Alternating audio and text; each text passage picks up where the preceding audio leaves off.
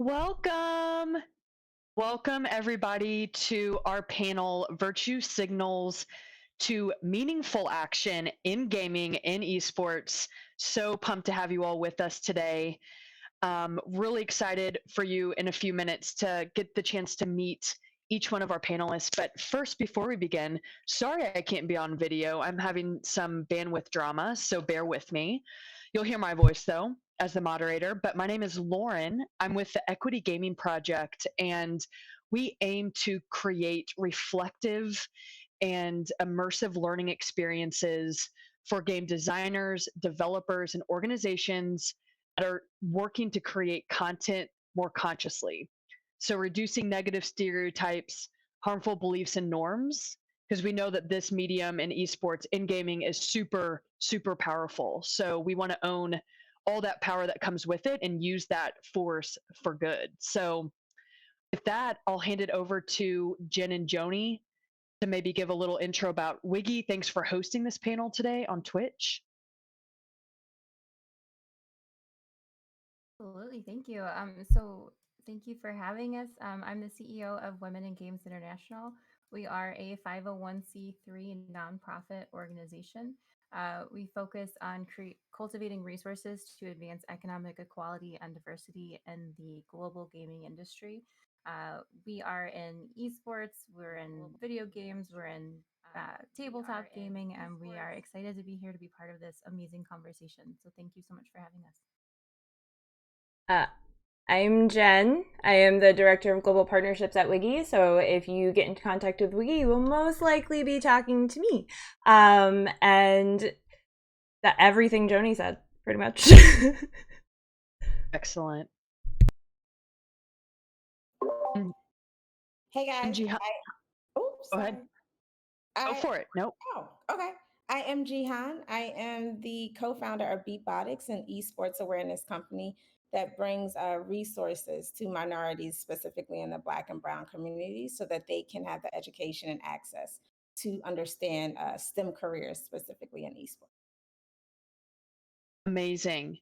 So thank you all. I know we got into some of the intros, but I wanted to circle back and ask each one of you, starting with Jahan, what is, how do you identify what your identity and experience means to you in the gaming industry and kind of how that relates to accountability? Sure. I have a saying. I'm just a mom. And that's really what I am. I'm a mom of a gamer who enjoys gaming, but I've been in education for about 15 years. So I've seen what resources are lacking within the Black and Brown community when it comes to esports and gaming, but the excitement and the innovation that they have in their eyes when you talk about Madden or when you talk about Fortnite or Call of Duty, it's the same type of access that they should have and should be able to understand the careers that they have within arm's reach that is taking over the world. Amazing. And Joni, let's pop over to you. Same question around, how you identify and how your experiences and identity influences your work and what that means with how you define accountability in the space. Absolutely. So, as CEO, I am leading Wiki's strategic planning and restructuring. 2020 really gave us an opportunity to take a step back, and we've adapted, redesigned, and advanced our work towards promoting economic equality and diversity in the global games industry. We are continuing to pivot and grow and extend our definition of the games industry to include additional spaces, additional roles, and we're really just trying to get more women in there. As for how I identify, I've definitely, had a lot of pieces, faced a lot of, personal struggles that I am now trying to identify all of those barriers and help other women tear down the barriers and really create that opportunity for access and get more women in the space. Yes, snap in hard over here to everything you said. I love it. And Jen, if you could share, same question, a bit more about yourself in that way. Okay, my identity story is a very long, convoluted novel, but I will say, Welcome. my context, real quick. I was born in South Korea. My mom's Korean. I'm actually half Korean, and so being a white passing a person of color in a predominantly white male space, in a predominantly just American westernized kind of culture thinking, has greatly influenced my need to do the work that I do, because there's a lot of I grew up very much like isolated for many reasons, and so because of that and all the invisible identities that I carry, I want to be a representation of that for others in the space. Amazing. So, spoiler, I'm definitely going to be polling folks on that. I loved that, how your identity influences you, kind of your calling, and how you show up for justice for all people. So, and representation. So, I love that. Jumping into some meaty bits, some of the spicy bits that I've been looking forward to hearing from you all on. The first question I'd like to go through is defining what a virtue signal means to you. And second question, naming a virtue signal that you commonly see in organizations and individuals, just largely in our industry, in our space. Um, and maybe we could start with Joni on that. Sure. I think one of the biggest things from my perspective is the idea that we want to hire more women. There just aren't enough qualified candidates. That is one of our biggest things that Mm, we're trying to tear down that barrier.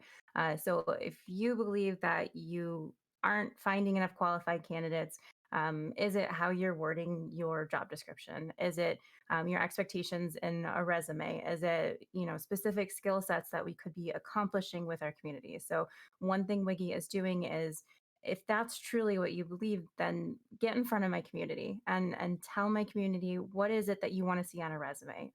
What specific criteria is it that we could be presenting or saying in a different way that maybe then you would see us as a qualified candidate? And so that's just finding those barriers and tearing them down is really the biggest piece that we've been pivoting into, and helping candidates build that skill set. So using the company's, you know, personal beliefs or findings to help our community then empower themselves and open those doors. mm. I'm gonna ask a follow up there for you, Joni. What do you think is kind of the source of this? I can't find the right candidates. Like, how do we get here? This legacy. Yeah, absolutely. I think there's a lot of different factors.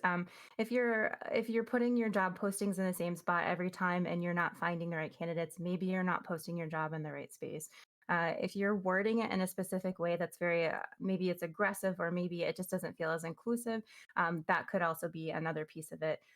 Women do have a tendency to not apply for jobs that they don't feel like they're 100% qualified for, and it's, there's different statistics and pieces around that we are encouraging our candidates, encouraging our community to put your hat in the ring, even if you're not 100% qualified.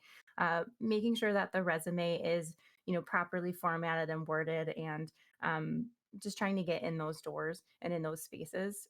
We try to work both with the company side and with the candidate side to make sure that, everybody does feel like there are enough um, qualified candidates. And if you don't feel like they're qualified, then tell us what it is we need to qualify, and then Mm, we want to help, get you in that space. Do you need another certification? Do you need more experience? Can we help you with volunteer experience, internships, things like that? Just trying to get more women in the door. yeah. And Jahan and Jen, like, what are you, just curious too, your thoughts on that idea Joni raised around this? We can't find the right people, we can't find the right candidates. And what's your response to that? So I have to give you claps for everything, because that is a real conversation. And I can honestly say I know a couple of people that are just like, oh, are very timid. Like, I don't have all of these qualifications. I may not have the experience. However, I'm super, super creative. And that goes back into just lack of resources when it comes to Black and Brown communities. There Mm, are a lot of people, a lot of kids, let's say. So I've used game based learning to help a kid excel, right? And so there's different elements and different functionalities that you can use with gamification and things in the classroom. However, if you are at a school that has less funding from the state, because it's maybe a Title I school, but a lot of their funding has to go to curriculum, then we're not necessarily providing we don't have the necessary funds to provide one-on-one technology to the students. So that's how we're digging deeper into the digital divide. And so on this end, it's, hey, number one, we're already years behind when it comes to technology. The digital divide is so wide that we're trying to close it and close it and close it. But then it's just access and resources. It's scary when you're within walking distance of a school that has an esports team, is certified in the state, but then within around a corner walking distance, you have kids that game every day, that are in classes fixing their teachers' cell phones, but they don't have access. They don't even have one-on-one laptops. So it's situations like that, and it's just like, hey, we're all the same. All kids want to game. There's ways to build culture within gaming, and we have to make sure that we are providing access at a younger age for people of color. Absolutely. I was just texting, my kids are being loud over here, so I was just texting my husband to come in. So from my context, one of the pieces I really like to speak to in these spaces when it comes to virtual signaling is the idea that as an Asian American, the big misconception in the Asian American space is that we are, quote unquote, the model minority, that we are all basically East Asian presenting people that have opportunities that other people do not have. And the reality is that's just not true.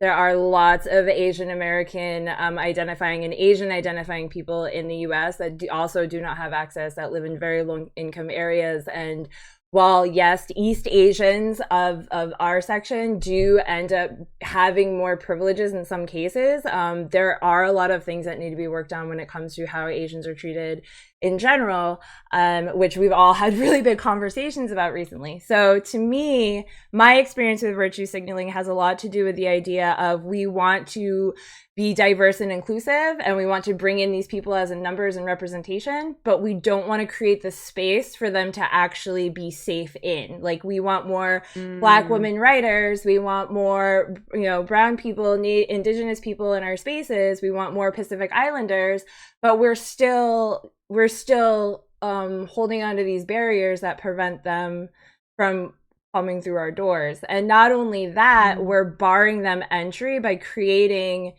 more tiers for people to jump through. So, for example, one of the things that I get seen a lot is a lot of times bloggers don't make a lot of money, to be quite honest. And a lot of people blog because they want to get published, they want to do this. And a lot of blogging spaces can't offer the money that people, deserve in a lot of ways.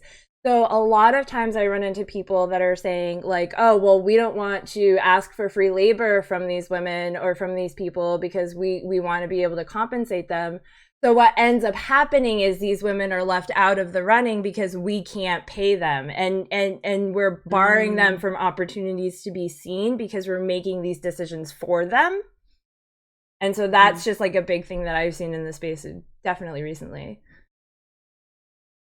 Yes. I mean, I'll just echo. I mean, I question a lot too. Jen, you had touched on that, but this idea of we want to attract folks from all identity categories, Black, Indigenous, people of color broadly, women, but where it's like beyond the poster and the website advertising of people of color, and then you get into the organization and it's like no one in a leadership position, no one that has been given any sort of agency to thrive and fully integrate, and that's where the retention just really dips. I've seen that in other spaces outside of gaming. I think that isn't unique, and we'll dig into that in a minute, but just thinking on, how can we get past this performative diversity, right? Performative, check the box, we have some people to actually fully integrating their beliefs and thoughts and ideas, and keeping them, and paying equitably, and everything that you all have spoken to. Now here's the trickier part, and that we can brainstorm here, right? Because we won't maybe have all the answers. But I'm going to kick it back to Tony to start. Given what you communicated about the virtue signaling you commonly see, what ask do you have for the community? What action do you want to see? When you'd want to see it? Who would you like to see take that? And anything you can share, even if it's, in a perfect world. So I'm have a notebook and I'm going to be writing your ideas down in my dream journal, and we are going to manifest this here today. Yeah, that's amazing. There's also a really great a question from the stream chat, which is, uh, representation matters in these spaces, and I wonder if you have any experiences or thoughts on women getting overlooked or feeling like they might be overlooked for these positions because the field is predominantly white and male. So thank you. I'm terrible at names, and your name is awesomely scary. So Desmoral. Thanks for your question. I definitely agree that people are feeling overlooked in these spaces. And my ask for the community is to see and recognize and verbally recognize when you see something like that. So I think a lot of companies are moving in the right direction, and we're working with a lot of really great organizations who are truly trying and want to do better, which is so great to see and is so exciting to see. Doing things like making sure that your hiring team isn't all the same looking people. If you have a diverse hiring team, then you will more than likely be able to appeal to more diverse candidates, and you will see and recognize more diverse candidates. You want to look all the way up to your C suite. If you're just allowing entry level people to be your diverse pool, cool. That's not really helping. It's helping, but it's not where we want to be. We definitely want to go further. Um, all the way up to C suite. What is your clear uh, communicated plan to get somebody from entry level to mid career to C suite. And if you don't have that clear plan, or if you have to be a certain last name or a certain demographic, then my ask is that you reevaluate that. One thing that we offer as Wiggy, as these amazing network events, that we have been cultivating these communities for 15 years, and we've been creating these incredible spaces. And the whole goal of these networking events is you tend to go towards a group of people who look like you. The concept is they're going to agree with you. They're going to think like you. They're going to, promote all of your ideas. And what Wiggy is more standing for is we want you to go towards a group that doesn't look like you, and we want them to challenge you, and we want those challenges and that difference in thinking to be the thing that really creates, the new game, the new protagonist, the new concept at your company, and that diverse thinking, and that new way of moving forward is going to be that representation that makes the difference for the girl who's 8 years old and playing a game to go, wow, I look like this character. I could be this character. And then you start thinking, I could be in this space. Now there's a female CEO, there's a female, whatever role it is, if it's CMO or CFO, I could be that person. That person looks just like me. And it creates this idea that maybe there isn't a barrier there, maybe there is an opportunity there. And that's exactly what we're trying to push. So my ask is, see it, recognize it. Don't be colorblind, because that's not helping anybody. Um, and really, when you do recognize it, create that allyship and do something about it. Stand up for somebody, put the hiring team in place that isn't that same hiring team you've always had. Maybe create that diversity on your internal team, and it will trickle down. Mm. Seriously, note taking over here. I'm so serious about these asks because I think that's a future panel plug for this accountability series. We're going to be coming back every month, having sustained real dialogue around what are we asking of these organizations and these companies and these institutions, that there's a call, there's a reckoning happening. And so how can we move away from awareness is important, education is important, but more, we're asking for more, and let's be very specific about what we want to see, and make sure we get the right folks in leadership positions and paid to do the work. So anything in response to that comes up for you all, Jihan and Jen? Joni said. I think that goes with, I have this saying about spreading cultural awareness and community, right? And so it really ties back in. So I know when I grew up, it was, hey, everybody in the community help raise somebody. And we talked about that on Mm, the last time. The difference is, and the reason why I just feel like we need more people of color. And like you said, my name is Jihan. Automatically, when it's sent through a resume pool, they look at it and they think I'm Arabic. And so we cannot judge somebody by their name, but then most importantly, we don't know people's stories. And so in order to get to know somebody's story, we have to be authentic storytellers and be able to tell our story. And so we would not know where we're at if we do not tell our stories. So that's how you'll be able to bring different cultures together. And so that's how corporations need to build their cultural structure too, and not just have, hey, we're just going to have one-sided, this is what it's going to look like, and then we're going to have the best down here. And you have to understand, like, let's say, for instance, I graduated from an HBCU. We do not have all the computer science requirements that a lot of these corporations take. So now that leaves us without a job. And now we're like, mm, oh man, we're all the way back. I'm here. I really want to be in computer science. It's like we have to prove ourselves 10 times harder. And that's the mm, struggle. I was mm, having a conversation and somebody was like, well, what are you needing? What do you need? And I said, number one, we have no information. All of our parents think gaming is about just spending money. And I've had two parents within 24 hours come to me about screen time and what should they do? I'm like, listen, stop thinking gaming is negative and look at the positive effects of gaming. This is what we do. Allow your child to be your facilitator. Take the parent hat off. Allow your child to be the facilitator and allow them. That builds community in the household. Then when you bring it into the school, you're able to bring community in the school. So you now have your teacher on hand because they're able to implement gaming as an incentive in the classroom. You have the parents on hand because then they're able to implement gaming at home as another reward system. But then you have community and everybody's telling their story. And at the end of the day, skin color doesn't matter. These kids want to be creative, they want to be innovators, and they want to make a difference. But they don't have the access. Or they may have the access and it's limited. It may say, hey, recently, since the Black Lives Matter protests last summer and George Floyd's killing, everybody wants to, hey, we have to add diversity, we have to make sure we're inclusive, we have to do this. But then when you look at the fine line at some of these companies, it's a cap, it's a limit. It's like, hey, mhm, maybe we're only taking 10 applicants. Why do people of color have a cap on applications to submit to come up front like counterparts? But then on the other side, nobody else has a cap. So it's different mm, vocabulary and just vernacular that people do not see, but it's actually back, it's still back there because people are like, okay, for marketing and promotion, we have to make it look right.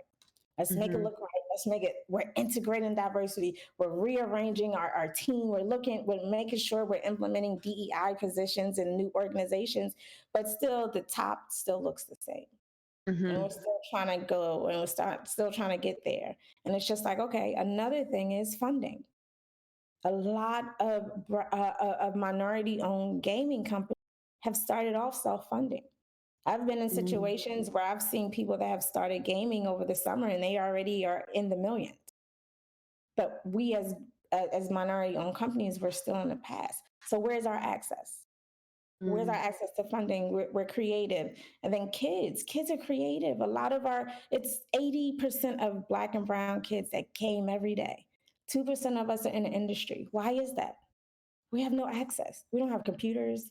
We don't have laptops.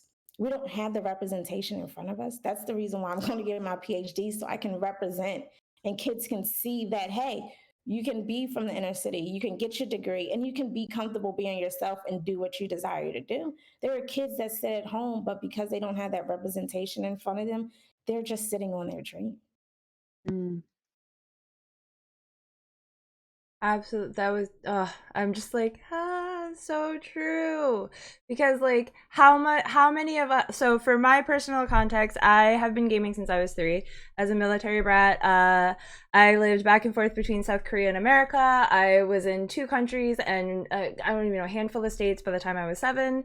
And so the only consistent thing in my life growing up was video games. It was Mario. It was, Metal Gear Solid was like my jam. So the thing is, though, I see so many parents, to say, like, on what you were saying, that like deny that to their kids. They think that, like, one the other part of my context is I have an autistic son, and so Roblox Studios and Minecraft are how we teach abstract concepts. The Sims is how we teach whether or not you should take a shower and what happens after that. Like, so all of these tools that we have in front of us that we're not given. And to speak to the point about funding, because one of the things that Wiggy's really, really powerful and the really kind of what we want to do is to bring the research, bring the data. You know, as Jihan said, 83% of Black and brown kids game. Like, but yet the internet and everybody still acts like, you know, Black nerds are this like unicorn, that women who game are these unicorns. And we see this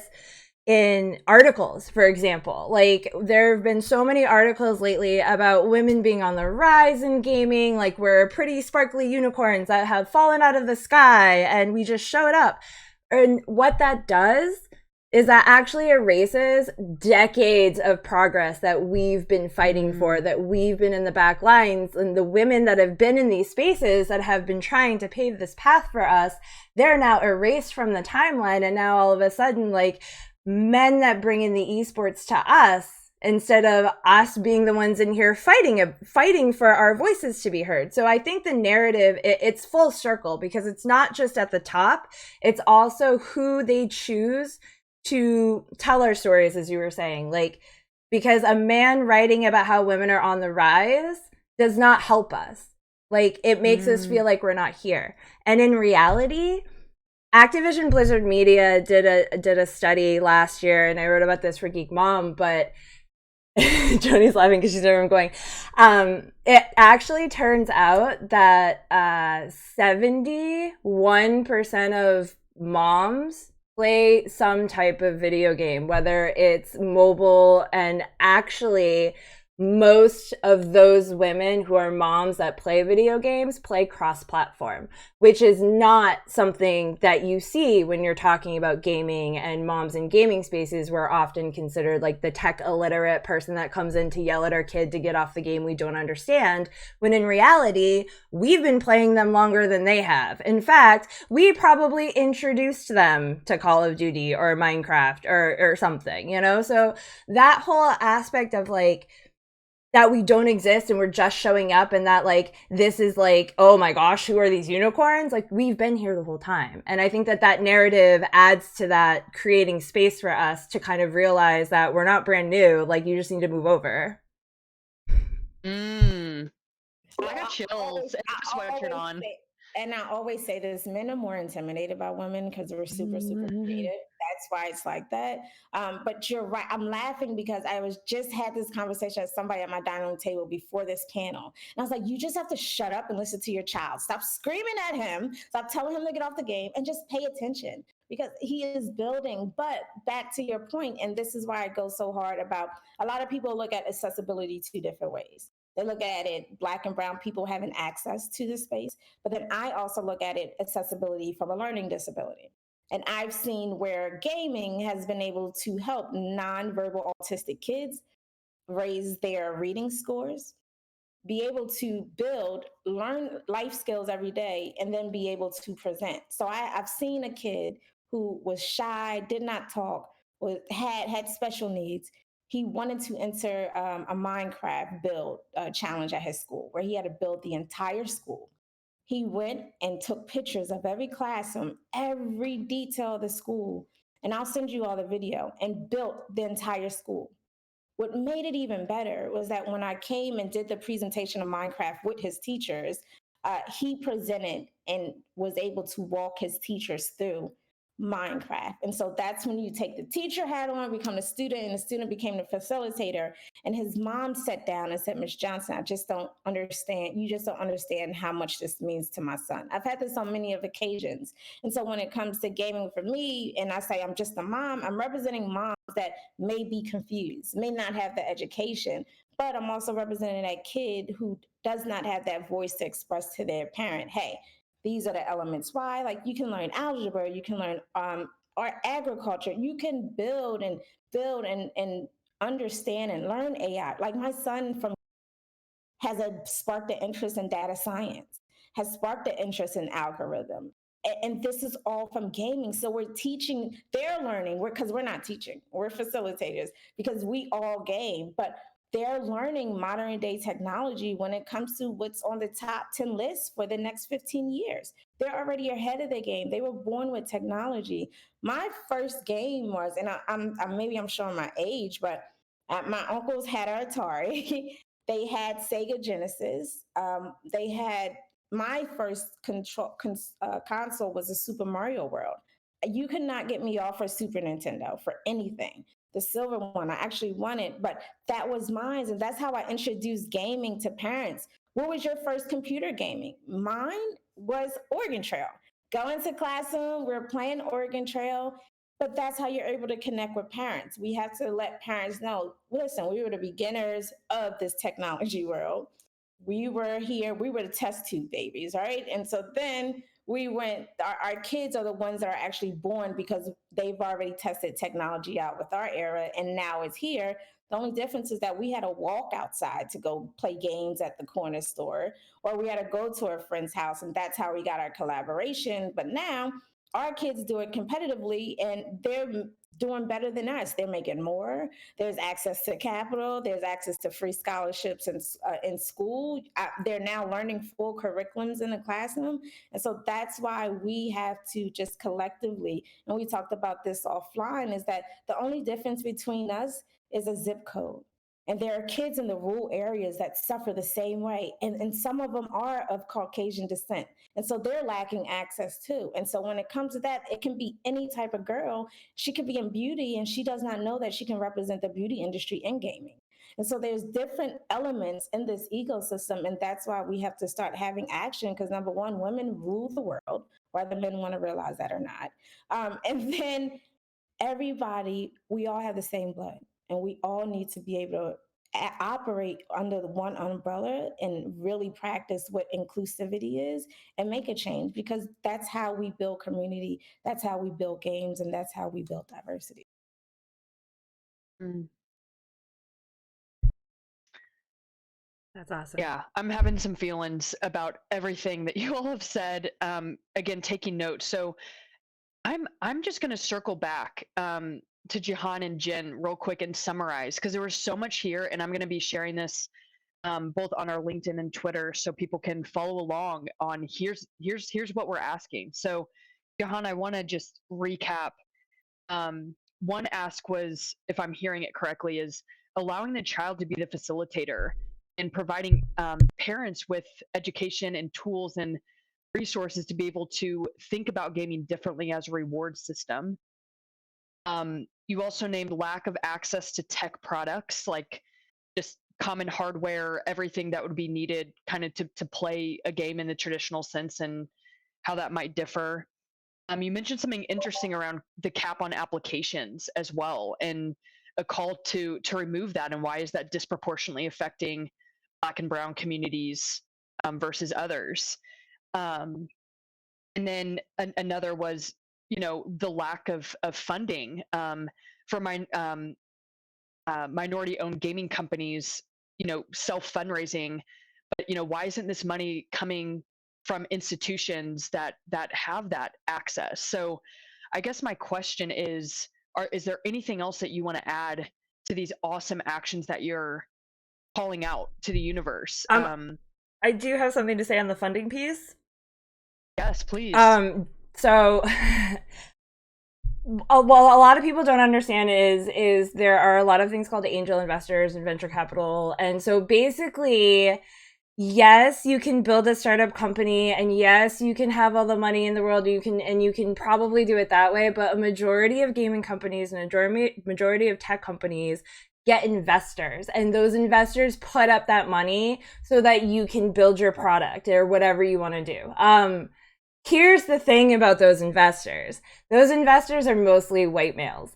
And when you look at the numbers, there's a big push right now on LinkedIn, and I thought it was really interesting.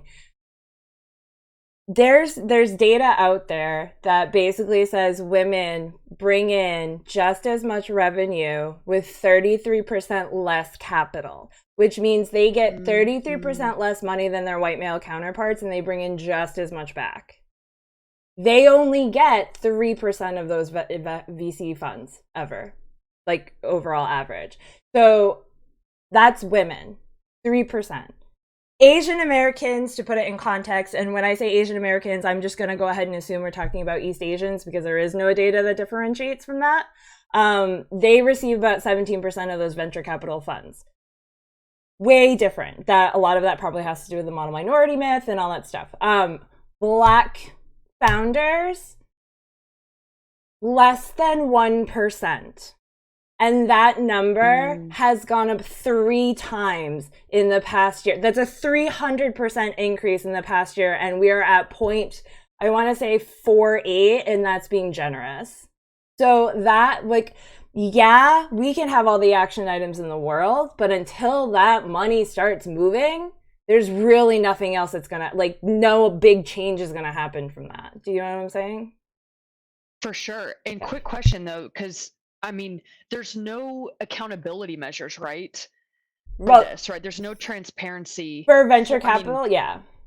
Yeah. They can pretty much decide who they want to give money to. Right. I used to work in PE and VC. And so, yeah, it's just like, hey, I can, if I have a student that wants and that's where I got my startup in 2003. I said, I'm going to do a startup. Don't know what it's going to be on, but I work for the biggest PE and VC person. And that's when I started learning about angel investors and investors, but they toss their money to whoever they feel like it. Some of them don't even have a pitch. And so that we have to go through the pitches, we have to go through the trainings, we have, like, it took me forever to find an accelerator program. Like, if we want to talk about that, the building part, let's have access to more accelerator programs and not have to, hey, well, we have to apply, we have to pay $5,000 to get. We don't have it. We're struggling. Can we have access? And so that's the thing. A lot of these investors don't want to invest in some of these companies unless you go in with a partner that they feel comfortable with. Right. And let's just name, is it feeling comfortable with, meaning someone who is white? Right? Someone that's white, or it's a male, or it's a lot of males feel comfortable, but it is a white run it's a white run industry. Right. It's white men can walk in with a mediocre idea and probably get money. Women and people of color and marginalized communities have to prove that we know how to do the job. We have to prove that we've done the job, and then we have to have references on top of that in order to be able to even have access to the pitches that Jihan's even talking about. You know? Yeah. And a lot of times I feel like it's a full circle thing where it was that you didn't have access to the technology, you didn't have access to the how to create the pitch deck, you didn't have access to the how to do this, how to present it. And then it kind of creates that full circle of, you know, getting those resources in front of people, getting that opportunity in front of people. Maybe you didn't even know that this was an opportunity or an option that you could be investor checking into, to be asking for, to be, you know, seeking or pursuing. So again, creating those resources to train people on how to create that pitch deck, give them access to that technology, get in front of the people that they need to be getting in front of to have those conversations is, again, the thing that we are definitely not anti-men. We are definitely true equality for all, and making sure that everyone really has a seat at that table and knows the conversation that they could be having and they should be having when they are getting in front of people is really our biggest push right now. So finding those barriers and then eliminating them. Yeah. I mean, I think a theme, and this is not unique to this panel discussion that we're having now, this is literally in every space, and I just want to call it out as a truth, is that there is you know, a lot of calls to white men, right, in the gaming space, in every space, of harm is being done in this particular way. There's barriers, there's inequitable pay, there's misogyny, there's racism, etc. And I'll just drop something that's really important to me, and maybe controversial, but I feel like there's not a space for white men to come together in community to define a new what new masculine means, meaning like letting go of these stereotypes that have led to a lot of this, emotional stoicism and a mindset of scarcity where it's competition and dominance, or collaboration is a sign of weakness, and these like really antiquated kind of um, just legacy ways of doing things and thinking. And I just wonder, and this is a call out to you all, like, do you think there's value? Like if even if Equity Gaming Project, like if we created a space specifically for white men to come and talk about this as a community and hold each other accountable and what this means, do you think that that's even worth pursuing? Is it valuable? What are your thoughts? I have thoughts, if that's okay. Because my husband's a white man, and I've seen from my context and being like, yes, when we're walking down the street, we're not considered an interracial couple, but we do have a lot of the same barriers that interracial couples have when it comes to community and family and things like that. I think that, yes, there is a need for a space for white men to learn, understand, and educate themselves. I think that is very needed. I do not know if white men educating other white men is necessarily the answer from my personal perspective, because I know that when I have conversations with my husband, as progressive as he is and as amazing as he is, there are some experiences and some nuances that get lost in that conversation when he's learning from other men versus when he's learning from like me, who's lived in that context. Does that make sense? Yeah, and just to add there, because I think the clarifying would be like the participants are all identify commonly as white men, but the facilitators, the people that are walking you through this journey and kind of facilitating dialogue would be people from either who are, are experienced, trained in this area, are comfortable with the subject matter, don't feel like it's re-traumatizing in any way. Those are just some things to, I think, caution. But yeah, just the idea, I think I'm struggling too sometimes to figure out, well, where, it is up to each individual to be accountable for their actions and educate themselves. Like there's so many resources, and at the same time, the reality is like this dialogue in many cases is not happening at home. It's not happening in friend groups. It's not happening in school. It just is. It's a life, I think, of isolation in some cases for people that is just internalized. And this broader social justice agenda, which is coming strong and will, I don't see this. This is not a trend. This is a transformation. And so I wonder if a lot of folks just don't know what to do with that. Well, and there are consultation spaces, like, so with the whole anti-Asian hate, there were a lot of my community members that were being asked to educate men for free, or educate their employers or their firms for free, because as an Asian American, blah blah blah blah blah, like, but what they're not taking into account into those situations is the power hierarchy, right? So if she educates her employer on Asian American spaces and they don't like what she has to say, what does that put her, like, where is she in that position? So the thing is I think there are people out there, there's lots of black women, brown women, Asian folks out there that have consultation spaces that hold that space for white men so that they can pay them for their labor to learn those things. Sure. And maybe that's a conversation we could have on a different day, but I feel like those resources are out there. It's just a matter of them understanding that they are out there, and that that's something that they can reach out for, and that they can put the resources into to get that back. Does that make sense? 100%.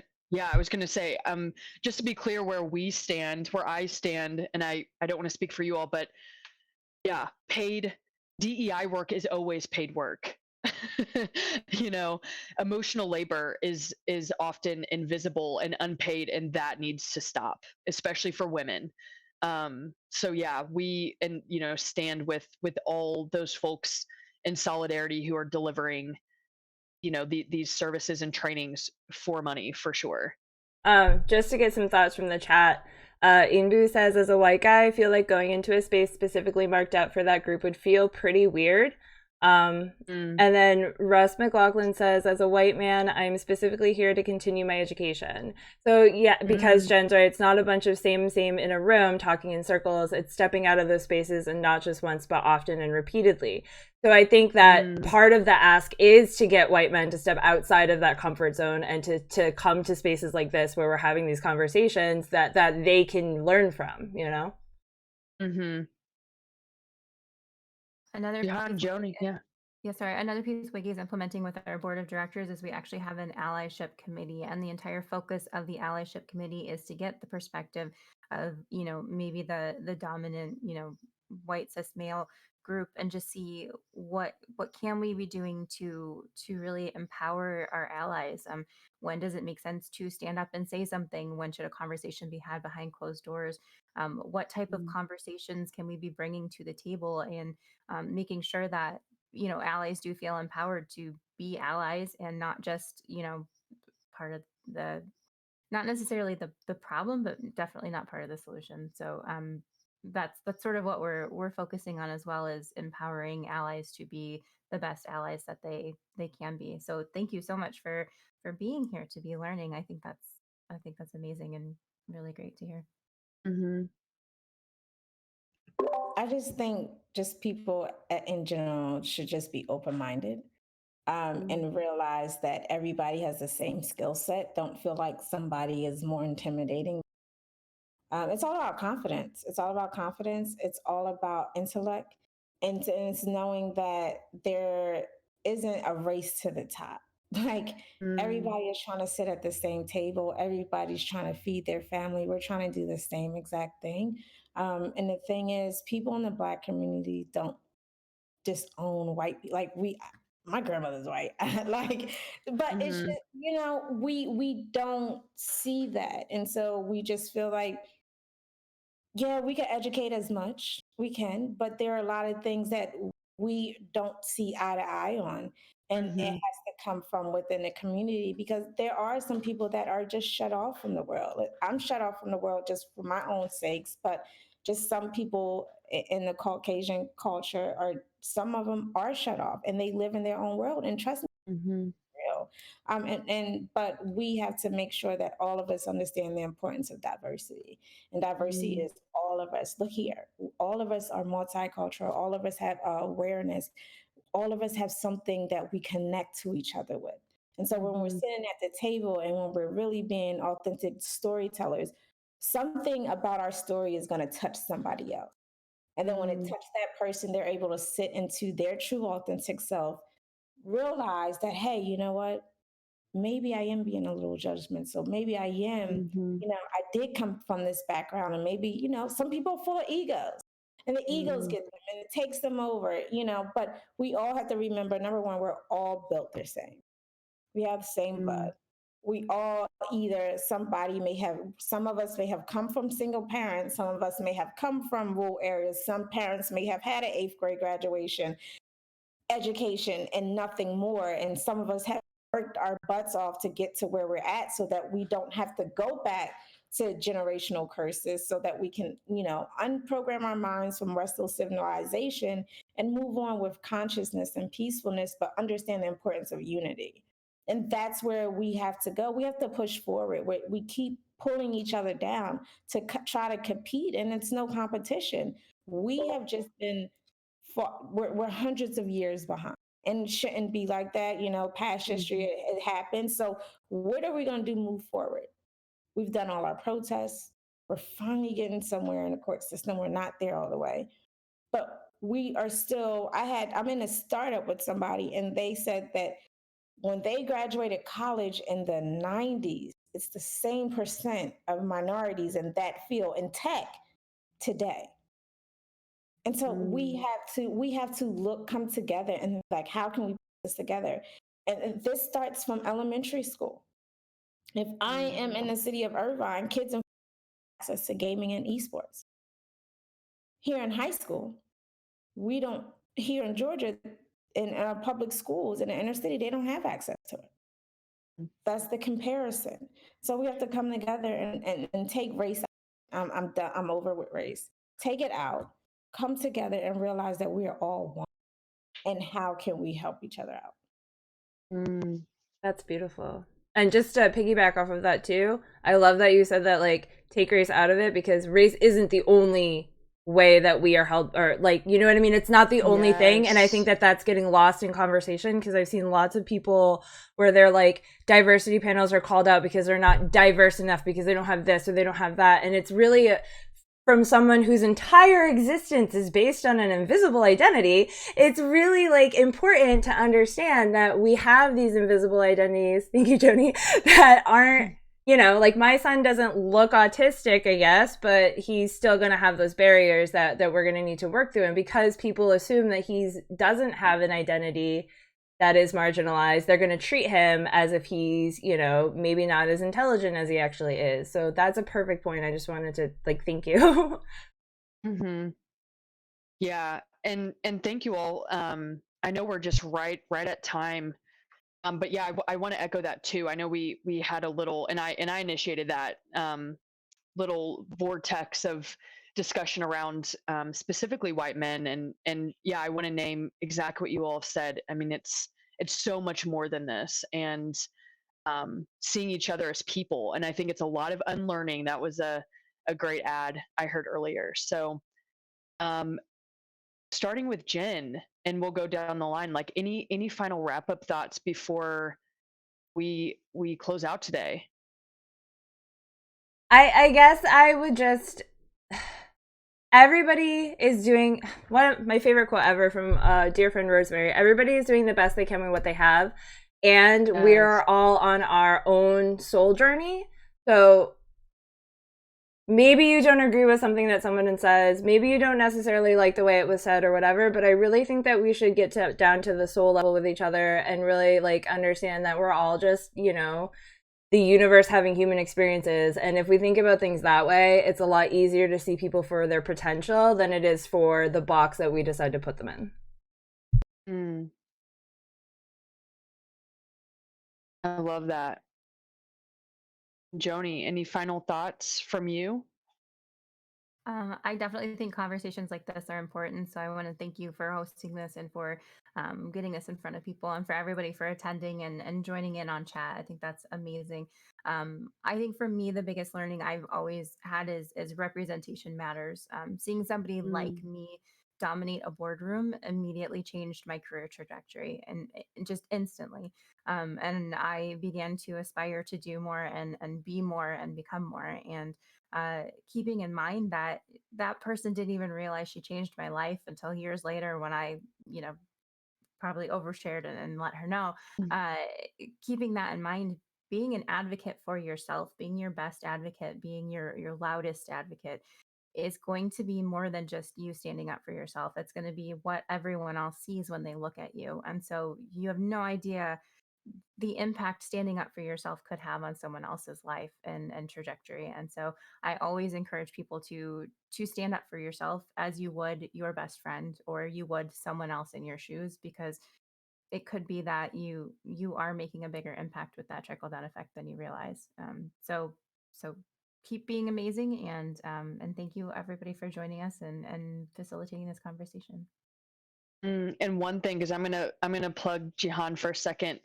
I wrote down what she'd said around something about your story will touch someone else and help them step into their authentic self. And I'm like, boom. that like perfectly bridged what you said. And lastly, on to you, Jihan, if any final thoughts? Number one, this panel was amazing. Our offline conversation, amazing. Sorry, I knew this was gonna be great. We're the 3Js. That was my nickname for us.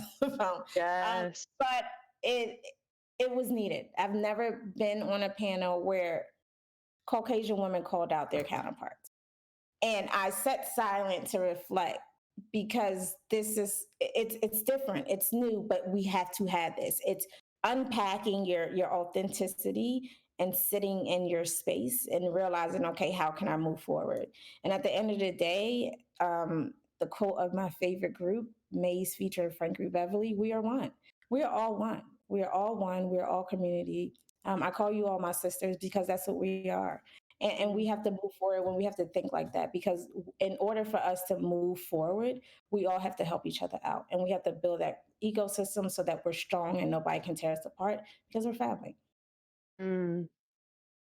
I just want to say again, because I love that so much. And in our history, in our ancestry, in many cases, for many of us, it's been a narrative of domination and hierarchy, and that's been a false standard and a false default and a false truth. And I can just say with the group right here in this space, this is not what we are envisioning something totally different, where we can collaborate and lift each other up, and there isn't this, competition and kind of cutthroat either or way of thinking about things, that we can all win and support each other. And that is, I just see so much potential. And I'm just going to name for 1 second, um, special thanks to each one of you, Jihan, Joni, Jen, because Equity Gaming Project is super new, and we're new to the space, and that can be hard.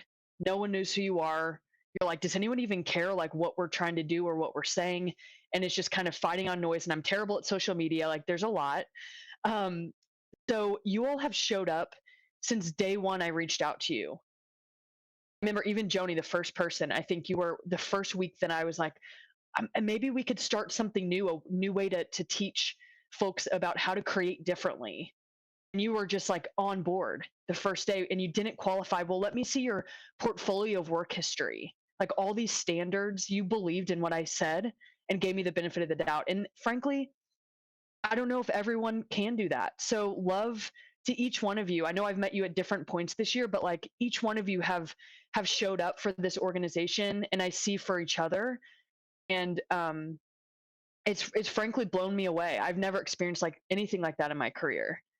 And I've been at it for a minute. So love to each one of you. And yeah, I know we're a few minutes over time, but thanks to everyone who joined today. And I'm just going to say my intention is to hopefully make this a regular thing, maybe a regular group, because there's a lot that you all have to say. And I want to make sure we can elevate that and center that as much as possible. Thank you so much for having us. It was just like, thank you. This is amazing. Thank you, everyone. Yeah. Thank you, folks. We're going to wrap up, but feel free to get in touch with each one of us. We'll send out links through social media. So support our work. Yes, we support each other, uplift each other. Let's help each other out in advance. So, yeah. Oh, and let's not forget, Wiggy. I saw your article, and you guys are you guys top in LA? Is that? Oh, make that announcement, please. Please, thank you. I'm putting you on the spot. That's how we support each other. Like, I was at 3:00 in the morning retweeting. I know. I got an email from these people that posted an article, and we are one of the top esports companies highlighted in an article for esports companies in Los Angeles for 2021. So this was our first year being in esports. We are trying our best to drive impact to get more females in gaming and get exposure to the ability to include women in the esports space. And we are so excited, and we are so honored, and we are so proud. So big shout out to my team and everybody at Wiggy. We've been trying to just pave this way.